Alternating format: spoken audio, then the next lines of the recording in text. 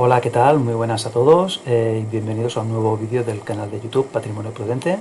Después de bastante tiempo de no haber actualizado el canal, pues bueno, vuelvo a tener un poquito de tiempo y ahora quisiera actualizar el canal con una lista de reproducción de vídeos en el que voy a hablar de estrategias de inversión muy sencillas para cualquier inversor en fondos de inversión indexados, ¿vale? Para que consigáis muy buenas rentabilidades ajustadas al riesgo, ¿vale? Vamos a tener rentabilidades muy similares a las de la renta variable o a las de la renta fija, ¿vale? Utilizando fondos de inversión indexados a la renta variable o a la renta fija, pero teniendo siempre mucha menos volatilidad que los fondos indexados y, por supuesto, mucho menos retroceso, mucho menos drawdown que tengamos que sufrir en nuestras estrategias. Bueno, empezando, hoy quisiera hacer un vídeo sobre a ver cómo se puede conseguir la rentabilidad que tiene históricamente la renta variable, que está alrededor del 9-10% anual desde hace más de 200 años, a través de un fondo de inversión indexado a renta variable, pero teniendo mucha menos volatilidad y mucho menos retroceso, mucho menos drawdown, que tengamos que sufrir mucho menos para obtener esa rentabilidad, ¿de acuerdo? Para hacer esto vamos a utilizar la página web Portfolio Visualizer. Tenéis aquí el link, ¿vale? Y lo primero que vamos a hacer es localizar dentro del histórico de fondos de inversión que tiene Portfolio Visualizer para analizar, uno que sea de renta variable americana, que lo tenéis, ¿vale? Que sea lo más antiguo posible. De hecho, fijaos que viene desde el año 1935, ¿de acuerdo? Comparándolo con lo que podría ser un fondo indexado típico, que es el Vanguard Total Stock de renta variable americana, ¿vale? Solo tiene datos desde el año 92, es decir, se lanzó en el año 92. Lo primero que vemos es que la comisión del fondo es mucho mayor en este fondo sobre el que vamos a realizar la simulación que sobre el fondo Vanguard, ¿vale? Por tanto, todos los resultados que vamos a ver del experimento que voy a enseñaros todavía serían mejores si el fondo Vanguard hubiese estado disponible todos estos años, ¿vale? Por tanto, todo lo que salga, recordad que todavía va a ser un poquito mejor el resultado de lo que salga, porque vamos a utilizar un fondo de inversión que tiene un cierto coste adicional respecto del fondo indexado, ¿de acuerdo? Vale, pues una vez que hemos visto que vamos a utilizar este fondo de inversión, ¿vale? Nos vamos a la parte de Market Timing de Portfolio Visualizer y le ponemos que nos haga un Dual Momentum desde el año 72 hasta el año 2023. Le ponemos el ticker que tiene el fondo de inversión que acabamos de ver y lo que vamos a decir es, oye, quiero estar invertido en este fondo de inversión siempre y cuando este fondo de inversión en los últimos 12 meses lo haya hecho mejor que el cash, ¿vale? Que un fondo de inversión monetario o un fondo de inversión de renta de muy corto plazo, ¿de acuerdo? En este caso estaremos invertidos. En caso contrario, estaremos invertidos en cash, ¿vale? En un fondo monetario, ¿de acuerdo? Y que esto nos lo haga cada mes, el último día de mes, que nos haga esta comprobación, a ver si en los últimos 12 meses estamos mejor o peor en este fondo de inversión, se ha comportado mejor o peor que simplemente habiendo tenido el dinero en un fondo monetario, ¿de acuerdo? Pues nada, le damos a ejecutar el test y nos salen estos datos. A ver, Portfolio Visualizer está capado a mostrar rentabilidades desde el año 72, pero bueno, desde el año 72 hasta el año 2023 tenemos aquí pues un experimento de más de 50 años, con lo que entiendo que el resultado es suficientemente representativo como para ser tenido en cuenta, ¿vale? De momento lo que vemos es, si tiramos un poquito hacia abajo, en azul tenéis cómo hubiese evolucionado vuestro capital si hubiese seguido la estrategia esta de que solo se está invertido si en los últimos 12 meses lo ha hecho mejor que el fondo monetario. Y en rojo tenéis qué hubiese pasado si hubiese estado siempre invertido en ese fondo de renta variable, ¿vale? Siempre, buy and hold total, puro y duro, ¿de acuerdo? Pues aquí tenéis los datos.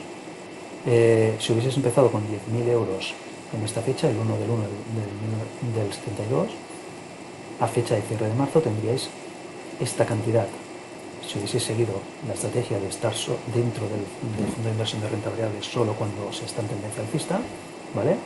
Y esto es lo que hubieses obtenido si hubieses estado haciendo buy and hold, ¿vale? Anualizado, la renta variable americana ha dado aproximadamente un 10% al año en estos 51 años. En cambio, si hubiésemos estado solo cuando el sistema nos lo decía, nos hubiésemos acercado al 11% anual. Vale, entonces tenemos que el sistema ha sido incluso más rentable que habiéndonos quedado continuamente invertidos, ¿vale? El siguiente parámetro que me gusta mucho ver a mí es el máximo drawdown, es decir, cuál fue la peor racha de pérdidas que tuvo en estos 51 años el haber sido buy and hold en este fondo de renta variable americana. Y aquí lo tenéis. Hubiésemos tenido que soportar una pérdida del 58%, es decir, retroceder un 58% de lo que ya teníamos en algún momento anterior. Esta pérdida pues fue entre septiembre del año 2000 y febrero del año 2009, ¿vale? Siguiendo la táctica de solo estar invertidos en renta variable cuando el sistema lo diga, el máximo drawdown que hubieseis tenido que aguantar hubiese sido solo del 25%, ¿vale? Significativamente mejor. Fijaros que es esta, bajo un poquito, fijaros que es este periodo de aquí. En este periodo de aquí, desde el año 2000 hasta prácticamente el 2008, ¿vale? Estuvimos prácticamente planos en la línea azul, que es la línea del sistema, mientras que en la línea roja, que fueron todas aquellas personas que pues siguieron la estrategia del buy and hold, vieron cómo perdieron el 57% de su patrimonio. ¿De acuerdo?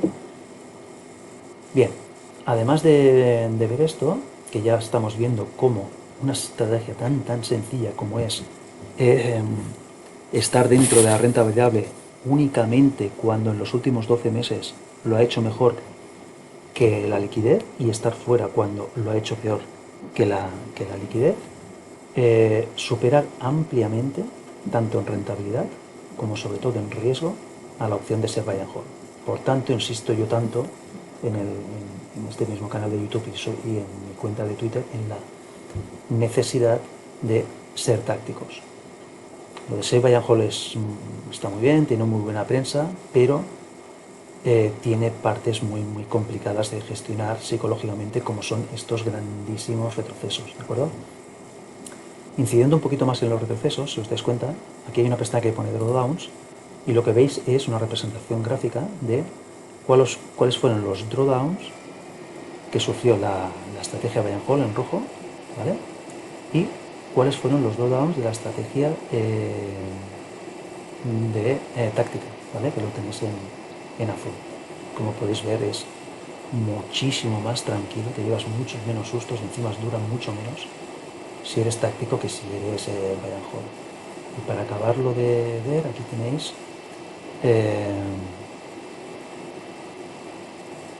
tanto en intensidad de la bajada como en duración de la bajada, cuánto hubieseis tenido que soportar de caída en cada una de estas circunstancias. Por ejemplo, en el lunes negro del año 87, que hubo la bajada del 25% de la renta variable americana, se tardaron 2 años en recuperar esta bajada del 25%, ¿de acuerdo? En la crisis de las .com, que hubo esta bajada de aquí, se tardó 4 años y 4 meses en recuperar, ¿de acuerdo? Es decir, históricamente en estos últimos 51 años, el mayor importe que habéis tenido que ver de retroceso ha sido un 25% de vuestro patrimonio. En cambio, el mayor tiempo que habéis tenido que aguantar no viendo nuevos máximos ha sido de 4 años y 4 meses. Si lo comparamos con la opción de buy and hold, además de que en varias ocasiones hubieseis visto un menos 57, un menos 54, un menos 30, un menos 26, ¿vale? En una de esas ocasiones, del septiembre del 2000 hasta que recuperó en mayo del 2013, hubieseis estado casi 13 años sin ver nuevos máximos. Es decir, 13 años perdiendo dinero. Pero simplemente con este dato, para mí me queda clarísimo que no se puede ser buy and hold en renta variable, ¿vale? Por favor, aplicar esta táctica de que solo estáis dentro del fondo de renta variable cuando el fondo de renta variable en los últimos 12 meses, en el último año, lo haya hecho mejor que la liquidez, que un fondo monetario. ¿Sí? Entonces, para finalizar, aquí donde pone Timing Periods, podemos ver el número de operaciones que hubiesen sido necesarias en estos 51 años para hacer la estrategia de inversión de cambiar de liquidez a renta variable o de renta variable a liquidez. ¿De acuerdo? Os fijáis que han habido solo 50 movimientos, es decir, de media, una vez al año vais a tener que hacer un traspaso entre los fondos de inversión de renta variable a monetario o de monetario a renta variable. Me parece que una única operación de traspaso entre fondos de inversión al año es lo suficientemente pasivo como para prácticamente ser lo mismo que ser buy and hold, ¿vale? Simplemente por este pequeño esfuerzo, que tengamos la misma o mayor rentabilidad que la opción de buy and hold y encima con mucho menos riesgo, pues en mi opinión merece mucho la pena. Y aquí tenéis, por ejemplo, que han habido periodos de 42 meses, de 33 meses, de 31 meses, en los que no ha habido que hacer nada, ¿vale? Durante muchos tiempos, durante varios años, se ha estado o en renta variable o en cash, ¿vale? Sin moverse. Con lo cual, no es que cada mes tuvieseis que hacer alguna operación, que ya hemos visto que de media toca hacer una operación al año, sino que en muchas ocasiones esta estrategia hubiese sido tan aburrida que durante varios años no hubieseis tenido que hacer nada. Lo único, eso sí, un minuto al mes a comprobar si el fondo de inversión de renta variable lo ha hecho mejor en los últimos 12 meses que el fondo monetario o no. Ya está, simplemente. Entonces, ¿qué fondos de inversión podéis utilizar para hacer esto? Bueno, pues actualmente tenemos varios fondos de la gestora Fidelity, uno referenciado al S&P 500, que tiene una comisión de solo el 0,06%, y otro referenciado al MSCI World, es decir, a las bolsas del mundo entero, que solo tiene una comisión del 0,12%. Lo mismo que tenemos de Fidelity, los tenemos de Vanguard. Aquí tenéis el fondo Vanguard referenciado al S&P 500, con una comisión de solo el 0,10%, y aquí tenéis el fondo Vanguard referenciado a la renta variable mundial, con una comisión solo del 0,18%. ¿Vale? Aquí podréis ver el ISIN, la matrícula del fondo de inversión, para poder contratarlo a través de vuestra plataforma de inversión. ¿Vale? Bueno, son fondos de inversión que están en prácticamente todas las plataformas, MyInvestor, Renta 4, Bankinter, en prácticamente todas. ¿Verdad?